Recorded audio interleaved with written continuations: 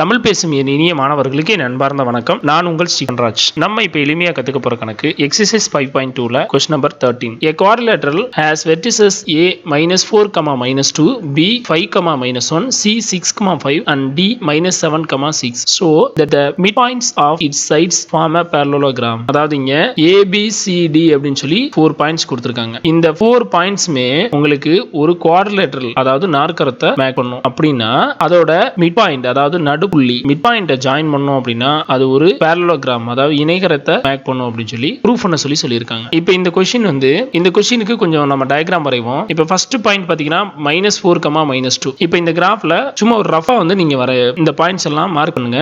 A -4, -2. So -4 இந்த இடத்துல இருக்கிறதா வச்சுக்குவோம். -2 இந்த இடத்துல இருக்கும். ஸோ A -4, -2 இது ஏங்கிற பாயிண்ட். அடுத்து B பாத்தீங்கன்னா 5, -1. அப்ப 5 இந்த இடத்துல இருக்கிறதா வச்சுக்குவோம். -1 அப்படின்னா y ஆக்சிஸ்ல இந்த இடத்துல இருக்கும். சோ இது 5, -1. தேர்ட் பாயிண்ட் C பாத்தீங்க அப்படின்னா 6, 5 x ஆக்சிஸ்ல 6 y ஆக்சிஸ்ல 5. சோ 6, 5 அப்படிங்கிறது இந்த இடத்துல இருக்கிறதா வச்சுக்குவோம். 6, 5 இது 6, 5. நெக்ஸ்ட் -7, 6 -7 x ஆக்சிஸ்ல இங்க இருக்கும் -7 y ஆக்சிஸ்ல 6 அப்படிங்கிறது இங்க இருக்கும். சோ -7, 6 அப்படின்னு சொல்லிட்டு ரஃபா மார்க் பண்ணுங்க. ரஃபா மார்க் பண்ணிட்டு இதை அப்படியே ஜாயின் பண்ணுங்க. இப்பங்க क्वेश्चनல கொடுத்திருக்க பாயிண்ட்ஸ் எல்லாம் மார்க் இந்த மாதிரி கிராஃப்ல ரஃபா மார்க் பண்ணி நம்ம ஒரு குவாட்ரிலேட்டரல் டிரா பண்ணிட்டோம். இந்த மாதிரி டிரா பண்ணிக்கோங்க. பண்ணிட்டு இப்போ என்ன சொல்லியிருக்காங்க அப்படிங்கறத இந்த பிக்சரை வச்சு அப்படியே அண்டர்ஸ்டாண்ட் பண்ணிக்கோங்க. இப்போ ஒவ்வொரு சைடு அதாவது ஏபிங்கிற சைடு இருக்கு, அடுத்து பிசிங்கிற சைடு, சிடிங்கிற சைடு இருக்கு, அடுத்து டிங்கிற சைடு. இதோட மிட் பாயிண்ட் எல்லாம் ஜாயின் பண்ணணும் அப்படின்னு சொல்லியிருக்காங்க. அப்ப ஏபியோட மிட் பாயிண்ட் அப்படின்னு பாத்தீங்கன்னா ஏபி இங்க இருக்கு, இது இந்த இடத்துல இருக்கு. இது நம்ம பி அப்படின்னு சொல்லி வச்சுக்கலாம். அடுத்து பிசியோட மிட் பாயிண்ட் பாத்தீங்கன்னா இந்த இடத்துல இருக்கும். ஸோ இதை கியூ அப்படின்னு சொல்லி வச்சுக்கலாம். அடுத்து டிசியோட மிட் பாயிண்ட் பாத்தீங்கன்னா இந்த இடத்துல இருக்கும். இது ஆர் அப்படின்னு வச்சுக்கலாம். அடுத்து ஏடியோட மிட் பாயிண்ட் இந்த இடத்துல இங்க இருக்கும். இது எஸ் அப்படின்னு சொல்லி வச்சுக்கலாம். இப்போ இந்த மிட் பாயிண்ட் எல்லாம் ஜாயின் பண்ணோம்னா இது ஒரு parallelogram அப்படின்னு சொல்லியிருக்காங்க. சோ அதனால அந்த மிட் பாயிண்ட் எல்லாம் ஜாயின் பண்ணுவோம். சோ இப்போ நம்ம இந்த மிட் பாயிண்ட் எல்லாம் ஜாயின் பண்ணிருக்கோம். நமக்கு இந்த மாதிரி ஒரு பிக்சர் கிடைச்சிருக்கு. சோ இது பாத்தீங்க அப்படின்னா இந்த கிரீன் கலர்ல இருக்கக்கூடியது ஒரு parallelogram அப்படின்னு சொல்லி ப்ரூஃப் பண்ண சொல்லியிருக்காங்க. parallelogram அப்படின்னா ஆப்போசிட் சைடு parallel-ஆ இருக்கும். பாத்தீங்கன்னா இதுல இந்த ரெண்டு சைடும் parallel-ஆ இருக்கும். அதே மாதிரி இந்த சைடும் parallel-ஆ இருக்கும். சோ இந்த கான்செப்டை யூஸ் பண்ணி தான் நம்ம இந்த சம் சால்வ் பண்ண போறோம். இப்போ PS-உம் QR-உம் parallel-ஆ இருக்கு அப்படின்னா இதோட ஸ்லோப் பாத்தீங்கன்னா சேமா இருக்கும். அதே மாதிரி PQ ஓட ஸ்லோப்பும் SR ஓட ஸ்லோப்பும் சேமா இருக்கும். ஏன்னா இது ரெண்டும் parallel-ஆ இருக்கு. இப்போ ஃபர்ஸ்ட் நம்ம என்ன பண்ணனும்னா இந்த PQRSங்கற பாயிண்ட் தெரிஞ்சா மட்டும்தான் PQ அடுத்து SR இதோட ஸ்லோப் கண்டுபிடிக்க முடியும். அதே மாதிரி PS QR ஓட ஸ்லோப் கண்டுபிடிக்க முடியும். அதுக்கான க்ளூ தான் என்ன கொடுத்திருக்காங்க அப்படின்னா Pங்கிறது AB ஓட மிட் பாயிண்ட், அதே மாதிரி Qங்கிறது BC ஓட மிட் பாயிண்ட், Rங்கிறது CD ஓட மிட் பாயிண்ட், Sங்கிறது AD ஓட மிட் பாயிண்ட் சொல்லி கொடுத்திருக்காங்க. அதாவது mid point of the sides அப்படின்னு சொல்லி கொடுத்திருக்காங்க. சோ அதனால நம்ம ஒவ்வொன்றுக்கும் மிட் பாயிண்ட் கண்டுபிடிச்சோம் அப்படின்னா அந்த PQRS கிடைக்கும். அந்த மிட் பாயிண்ட் யூஸ் ஒவ்வொரு சைடுக்கும் ஸ்லோப் கண்டுபிடிக்க போறோம். இதுதான் கான்செப்ட். இதை வச்சு தான் நம்ம அதுக்கு சம் செய்ய போறோம். சரி, ஓகே.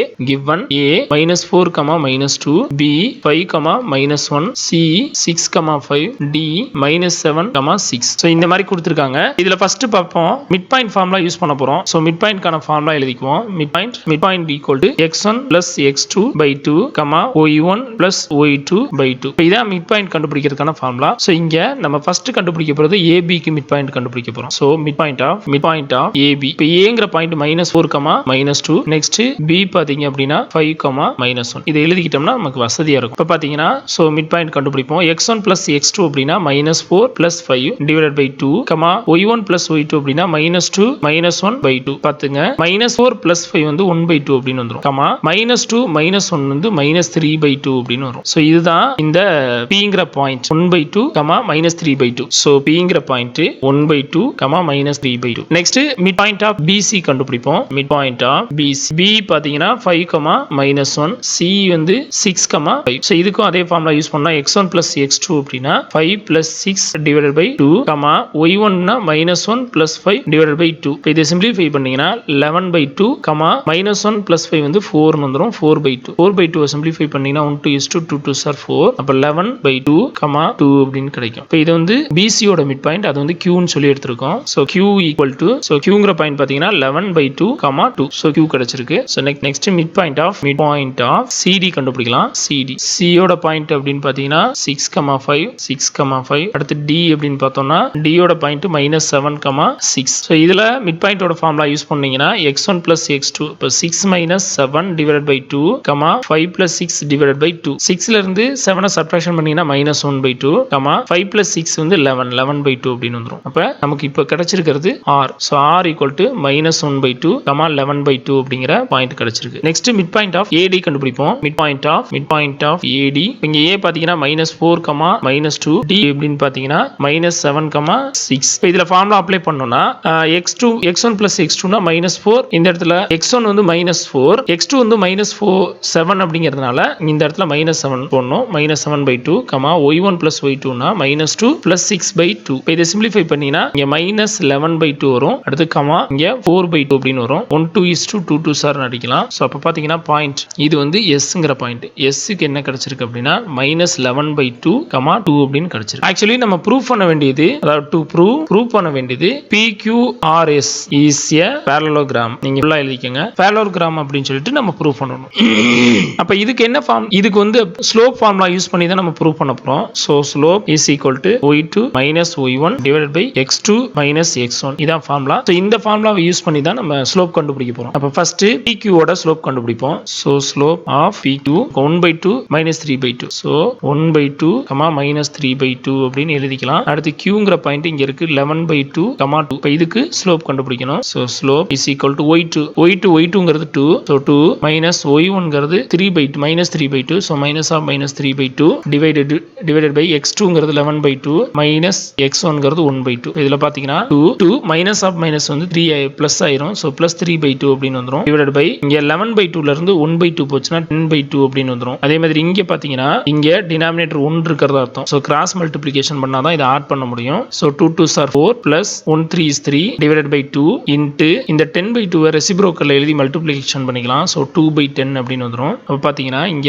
இந்த 2ம் 2ம் கேன்சல் ஆயிரும். 7/10 அப்படிங்கிறது கிடைக்கும். அப்ப ஸ்லோப் ஆஃப் PQ க்கு வந்து 7/2 அப்படிங்கிற ஆன்சர் கிடைச்சிருக்கு. நெக்ஸ்ட் ஸ்லோப் ஆஃப் RS கண்டுபிடிக்க போறோம். ஸ்லோப் ஆஃப் RS, R ஓட பாயிண்ட் -1/2, 11/2. அடுத்து S க்கு பாத்தீங்க அப்படின்னா -11/2, 2. இப்போ இது யூஸ் பண்ணோம்னா y2 - y1 னா 2 - 11/2 divided by x2 - x1 னா -11/2 -1/2 அப்படின்னு வரும். இதை சிம்பிளிஃபை பண்ணுங்க. இப்போ இங்க டினாமினேட்டர்ல 1 இருக்கும். இதை கிராஸ் மல்டிப்ளிகேஷன் பண்ணீங்கன்னா 4 - 11/2 divided by -11/2 plus 1/2. பாத்தீங்கன்னா இங்க 4 - 11 வந்து -7/2 னு வரும். divided by இங்க பாத்தீங்க அப்படின்னா ரெண்டுமே டினாமினேட்டர் சேமா இருக்கிறதுனால நியூமரேட்டர் ஆட் பண்ணிக்கலாம். அப்ப -11 + 1 வந்து -10/2 அப்படின்னு மாறும். இப்போ இங்க -7/2 அப்படியே வச்சுக்கிட்டு டினாமினேட்டர்ல இருக்க -10/2 மல்டிப்ளிகேஷனா எழுதி ரெசிப்ரோக்கலா இங்க மாத்திக்கணும். அப்ப இந்த இடத்துல இந்த மைனஸும் கேன்சல் ஆயிரும். அதே மாதிரி 2ம் 2ம் கேன்சல் ஆயிடுச்சுன்னா 7/10 மட்டும் இருக்கும். இப்போ இதுதான்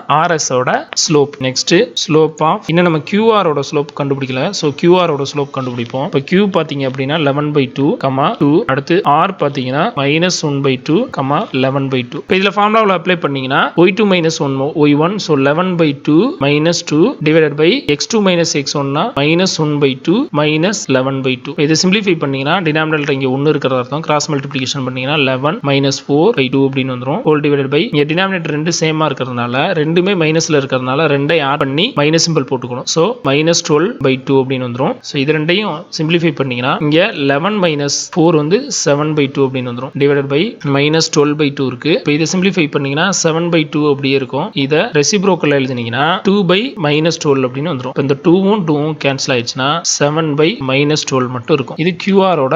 நெக்ஸ்ட் ஸ்லோப் ஆஃப் SP கண்டுபிடிப்போம்.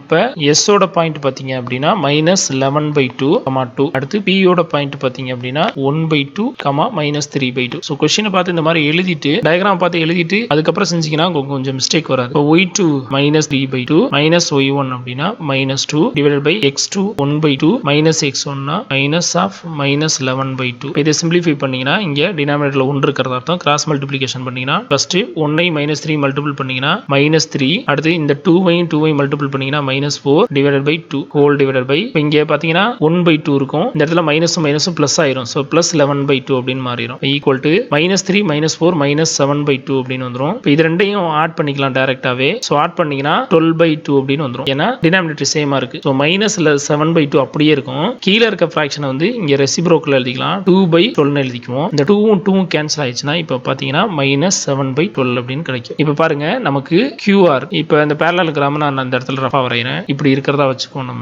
இது P, இது Q, இது R, இது S. அப்ப parallel பாயிண்ட் பாத்தீங்கன்னா PQ QRம் RS பாத்தீங்கன்னா ஏற்கனவே நம்ம PQ கண்டுபிடிச்சோம் 7/10 தான் வந்தது. அதே மாதிரி இங்க பாருங்க RS இருக்கு, அதுவும் 7/10 தான். அடுத்து பாருங்க PS பாத்தீங்கன்னா PSம் QRம் சேமா இருக்கும். அது பாருங்க PS ஓட அதாவது S இங்க கண்டுபிடிச்சோம்ல -7/12 வருது. அதே மாதிரி QRக்கும் -7/12 அப்படின்னு வருது. சோ இதுல இருந்து நம்ம ஃபைனல் ஆன்சர் எழுதிடலாம். So slope of PQ equal to slope of PQ equal to slope of RS. அதே மாதிரியே slope of QR is equal to slope of SP. So therefore PQ RS is a parallelogram அப்படின்னு சொல்லி எழுதிக்கங்க ஃபுல்லா. So இந்த மாதிரி தான் நம்ம final answer எழுதணும். அதாவது அவங்க கொடுத்த பாயிண்ட்ஸ் வந்து ஒரு குவாட்ரிலேட்டரல் மேக் பண்ணுது. அந்த குவாட்ரிலேட்டரோட மிட் பாயிண்ட் பாத்தீங்க அப்படின்னா ஒரு parallelogram அப்படின்னு சொல்லி ப்ரூஃப் பண்ண சொல்லியிருந்தாங்க. நம்மளும் மிட் பாயிண்ட் கண்டுபிடிச்சோம். மிட் பாயிண்ட் கண்டுபிடிச்சு அது parallelogram அப்படிங்கறத செக் பண்றதுக்காக அதோட ஸ்லோப் கண்டுபிடிச்சோம். அப்படி ஸ்லோப் கண்டுபிடிக்கும் பொழுது பாத்தீங்க அப்படின்னா ஆப்போசிட் சைடோட ஸ்லோப் பாத்தீங்க அப்படின்னா ஈக்குவலா வருது. சோ அதனால இட் இஸ் ஏ parallelogram அப்படின்னு சொல்லிட்டு ப்ரூஃப் பண்ணிட்டோம். Okay, thank you student.